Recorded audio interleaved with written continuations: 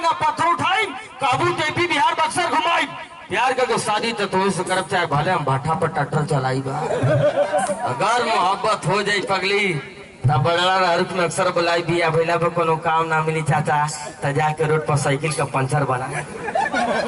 सुन हम प्यार कर भोजपुरी माटी में तो के पसंद बा ना, हम पसंद है ना, खाली ऑपरेशन वाला खून गिरल तन से। हाँ अपेंडिक्स के ऑपरेशन में नस छिलाता है दोस्तों तो खून गिरता है, इसका बदला आसाराम भी नहीं ले सकते हैं दोस्तों।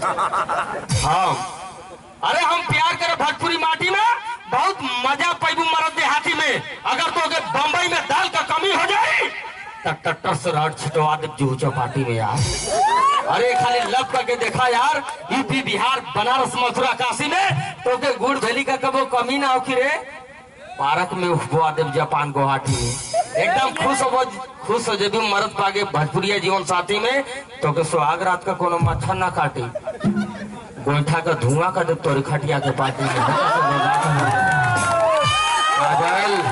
पहली बार